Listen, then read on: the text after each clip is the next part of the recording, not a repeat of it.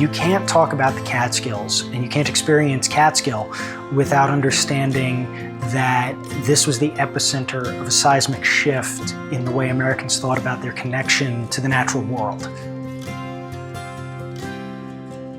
So we're happy to see all of you here today for this, our second annual, soon to be an annual event, professional development program. This year, focusing on identity of the American market. I think we're interested in doing seminars like this because it's such an important story.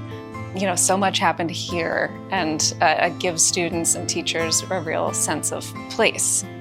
So it was the last 12 years of his life that he spent here, some of the most important years of his life, where he was documenting scenes of the American landscape and creating some of his most memorable and famous works. Well, I think as the place where the Hudson River School of Painting began, it's a great resource for the community to learn about this really national movement.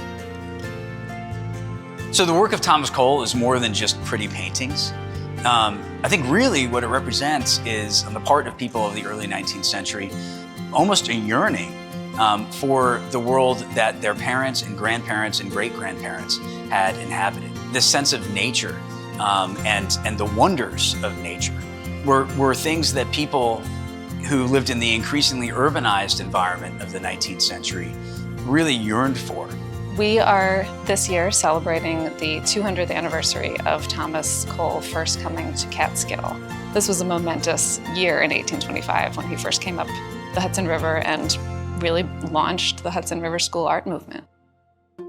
So today I got to talk with teachers about local primary source material related to Catskill and what Catskill was when Cole was living here in the 1820s, 30s, and 40s. Inspire to create this moment when Cole can be a successful artist and that there's a ready and willing public who's really craving these scenes. I'm an art teacher. I decided to come back because I find that every time I come here, I learn something new about this amazing property and the artist Thomas Cole, and I really like learning about the local history in the town that I teach in. I teach social studies at Catskill High School. It brings in a bunch of different elements that are good for me for social studies. One is the local history, another is using pieces of art to explain your local history, and they also have a use of primary source documents throughout the site, so that is definitely helpful for me. I'm from the Catskill Middle School. I teach 8th grade social studies. It's always a good day to come and collaborate with colleagues and to see what's new and talk to historians. Today for a couple different reasons. One, like so much of our lived experience is owed to the market revolution.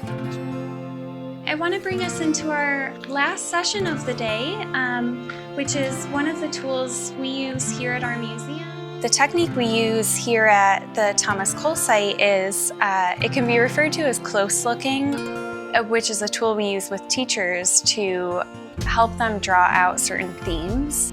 Thomas Cole painted these bits of history. His landscapes were really these vehicles of understanding changes in the land, different developing industries. It's all there in a painting like that if you just take a second and look close.